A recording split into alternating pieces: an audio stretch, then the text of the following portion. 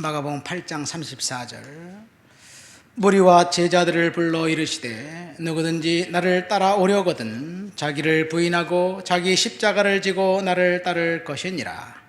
누구든지 자기 목숨을 구원하면 하면 잃을 것이요 누구든지 나와 복음을 위하여 자기 목숨을 잃으면 구원하리라. 사람이 온 천하를 얻고도 자기 목숨을 잃으면 무엇이 유익하리요? 사람이 무엇을 주고 자기 목숨과 바꾸겠느냐? 누구든지 이 음란하고 죄 많은 세대에서 나와 내 말을 부끄러워하면 인자도 아버지의 영광으로 거룩한 천사들과 함께 올 때에 그 사람을 부끄러워하리라. 아멘. 자기 부인과 자기 십자가를 라는 제목입니다. 이 말씀은 예수님이 제자들에게 사람들이 나를 누구라 하느냐라는 질문 끝에 나옵니다. 사람들이 예수를 선지자 중 한 명으로 알고 따랐습니다. 그럼 너희는 나를 누구라고 알고 따르느냐? 그러니까 베드로가 주는 그리스도이십니다. 주님은 메시아이고 왕입니다 라는 고백을 합니다. 자, 그래서 주님이 그날 이후 교회에 대해서 비밀을 알려주셨고 그리고 십자가를 져야 된다는 사실을 말씀하셨습니다. 왜 예수님이 제자들이 예수님을 따랐을까요? 사실 유대인 팔레스타인의 모든 아이들은 13살 될 때까지 이제 성인식 하기 전까지는 회당에 있는 초등학교에서 공부를 합니다. 13살이 넘으면 랍비를 따라다니면서 이제 도제식 공부를 하지요. 예수님 당시 유명한 랍비 2명이 있었습니다. 랍비에게 선택된 몇 명의 소수의 소년들만 이제 랍비가 해서 공부를 배우고 그리고 나머지는 부모가 하는 직업을 이어받습니다. 랍비를 따라다닌다는 것은 성공과 출세가 보장된다는 이야기입니다. 예수님이 제자들을 불렀을 때 예수님은 랍비였고 제자들은 그 랍비를 따라다니면서 성공과 출세를 원하는 것은 지극히 당연합니다. 예수님의 제자들이 3년 동안 그렇게 출세와 성공을 위해서 따라다녔습니다. 이 야고보와 요한은 어머니를 그까지 동원해서 하나님의 나라의 주님의 나라를 이제 성취할 때 하나는 우편에 하나는 왼편에 앉게 해 주십시오 청탁까지 했습니다. 가룟 유다는 그 자신의 비전이 성취되는 것을 못한 것을 알고 예수님을 부인했습니다. 그러니까 예수님의 제자들이 성공과 출세를 위해서 예수님을 따라다니는 것 기정사실입니다. 그런데 예수님께서 오늘 제자들에게 그들이 원하는 그런 삶을 주지 않겠다고 말씀하시면서 자기를 부인하고 자기를 십자가를 지지 않으면 나와 상관이 없다 그런 말씀을 하십니다. 오늘 저와 여러분들에게도 동일한 질문을 하고 계신 거지요. 우리가 왜 예수를 믿습니까? 왜 새벽 예배에 나와서 남들이 다 잠자는 시간에 기도합니까? 예배 드립니까? 그동안 우리가 교회에서 왔던 슬로건 예수 믿고 축복받자, 예수 믿고 응답받자 그런 것들 때문에 주님 앞에 나왔습니까? 물론 예수 믿고 축복받고 기도하고 응답받는 것 주님의 약속입니다. 그러나 그것이 목적이 전부다라면 오늘 우리 말씀을 통해서 한번 하나님이 저와 여러분들에게 무엇을 요구하시는지 생각해 봐야 될 줄 믿습니다. 자기를 부인하고 자기 십자가를 지고 나를 따르라 34절에 말씀하셨습니다.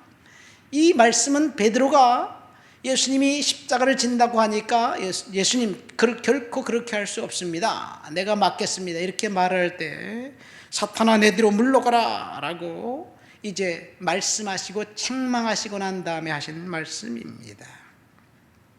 그런데 이 말씀을 자세히 보면 자기를 부인하고 자기 십자가를 지고라는 그 명령 앞에 전제 조건이 있습니다.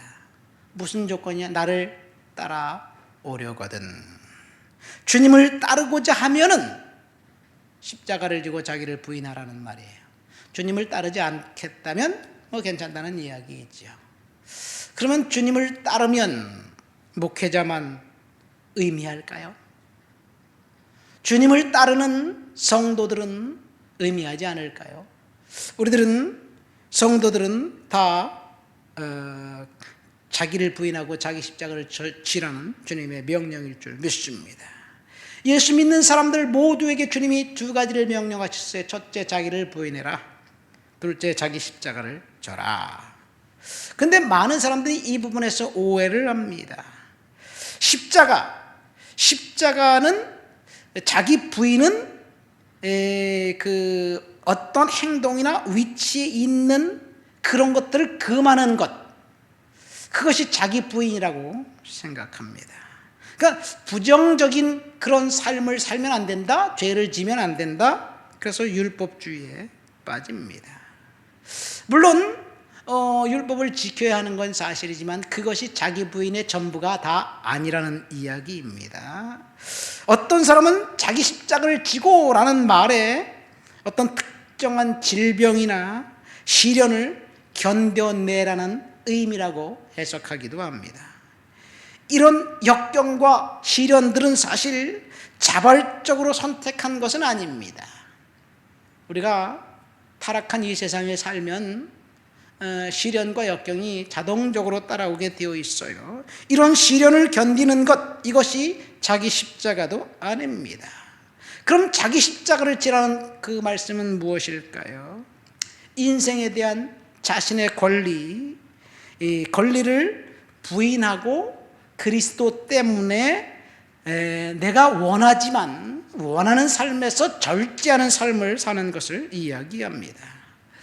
십자가를 지기 바로 직전에 먼저 해야 할 일은 자기 부인입니다. 자기를 부인하는 거예요. 자기 부인은 아까도 이야기했지만 율법적인 것을 금지하는 것, 술을 먹지 않는 것, 담배를 피지 않는 것, 이런 것을 이야기하는 것이 아닙니다. 또 자기 부인은 자기 멸시와 동일한 단어도 아닙니다. 자기 멸시는 자기가 가치 없는 존재라고 생각하지만 우리는 하나님 앞에서 하나님의 형상을 닮은 무한한 가치 있는 존재들입니다. 그래서 우리 자신을 멸시하거나 자신을 부정적으로 생각하는 것, 그것은 하나님 앞에 죄이기도 합니다.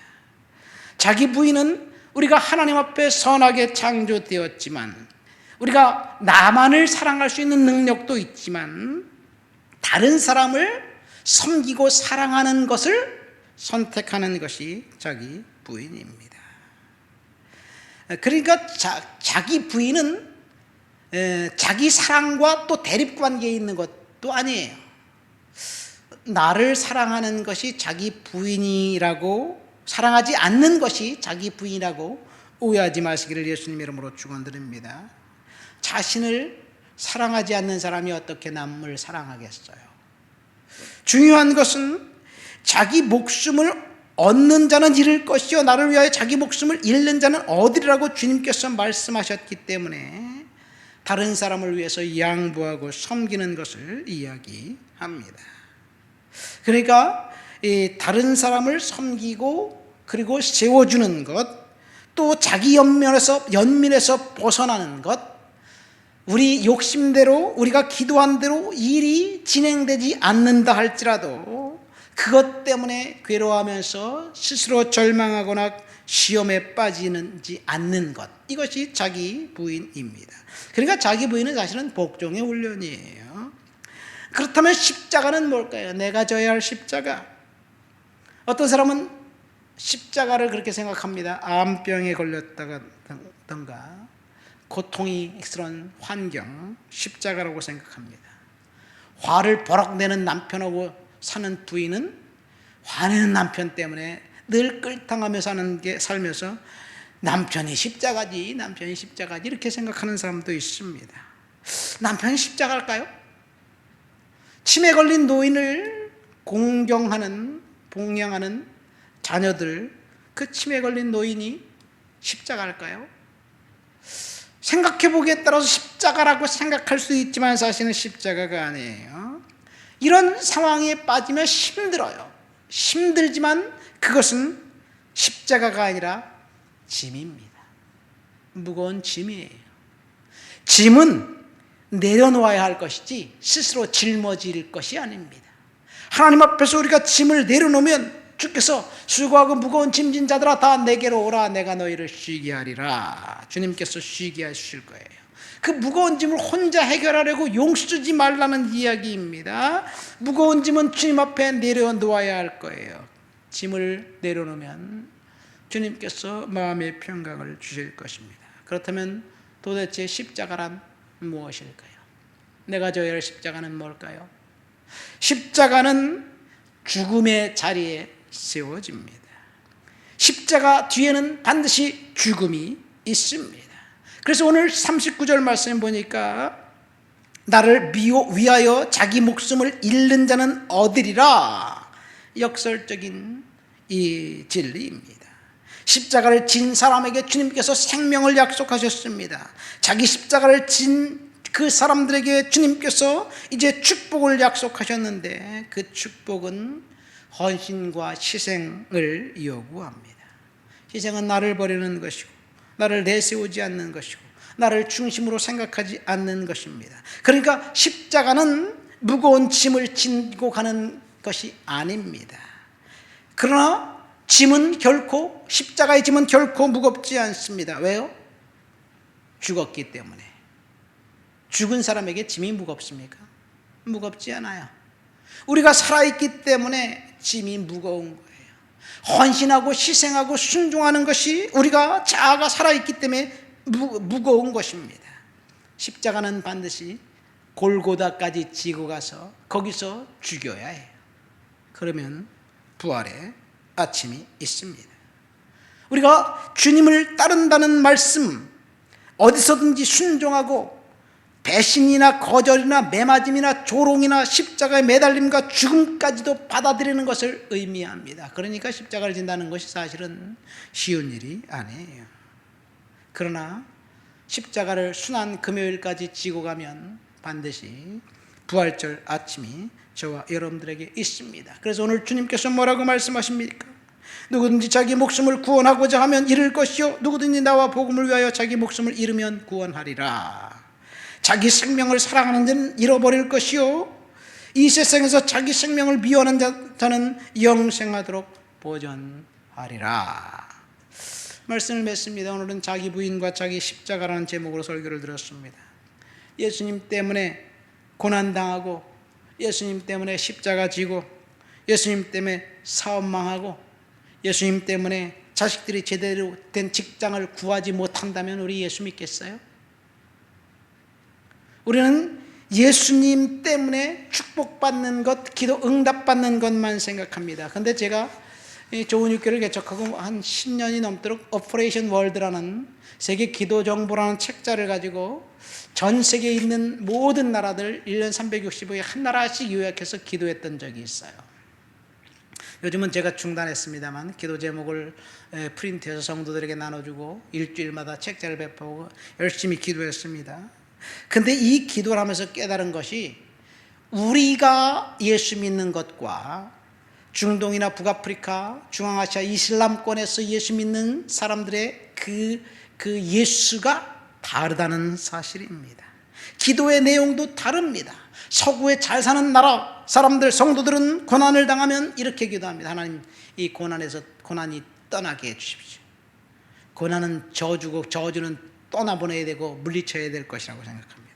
그러나 가난한 이슬람권의 성도들은 이 고난을 이길 힘을 주시옵소서. 그렇게 기도합니다. 이집트에 콥틱 교도들이 있습니다. 시리아 정교회 성도들이 있습니다. 이라크에도 기독교인들이 있습니다. 이들이 특별히 이집트 콥틱 교도들, 이들은 신앙생활하는 것 때문에 예수 믿는다는 것 때문에 사회적인 불이익을 당합니다. 강간을 통한 개종이라는 말이 있어요. 어느 날 갑자기 낯선 사람으로부터 전화가 옵니다. 이제 당신 딸 찾지 말아라. 당신 딸은 이슬람으로 개종했으니 더 이상 너희 집에 가지 않을 것이다. 전화를 합니다. 경찰에 고발해도 소용이 없습니다. 이슬람 남성이 강간해서 강제로 가두고 그리고 이슬람으로 만들어버렸다는 이야기. 억울한 일 당하고 힘든 일 겪고 고난과 역경을 당하고 교도소에 갇혀도 고문을 당해도 예수님 믿는 것을 결코 포기하지 않는 그 사람들은 자기 십자가를 지고 주님을 따르는 사람들이에요. 우리들은 그런 상황이 온다면 그 상황을 감당할 수 있을까? 오늘 마지막 절 주님께서 이렇게 말씀하십니다. 누구든지 이 음란하고 죄 많은 세대에서 나와 내 말을 부끄러워하면 인자도 아버지 영광으로 거룩한 천사들과 함께 올 때 그 사람을 부끄러워하리라. 북아프리카에서 예수 믿는 성도들과 우리들의 기도가 제목이 다른 것처럼 자기 십자가를 진다는 것 의미조차도 다를 수도 있습니다. 얼마나 우리가 헌신하고 희생하고 순종하며 살아가는지 오늘 하루 묵상하시면서 은혜 가운데 사시길 예수님 이름으로 축원드립니다. 하나님 아버지 감사합니다. 주님 앞에 나와 주를 높여드리고 주를 찬양하고 주를 예배합니다. 성령의 능력과 충만과 거룩한 역사로 사로잡아 주옵소서. 은혜로 채워 주옵소서. 능력으로 덧입혀 주옵소서. 하나님 자기를 부인하고 자기 십자가를 지고 주님을 따르도록 우리들을 지켜 주옵소서. 예수님의 이름으로 기도합니다. 아멘.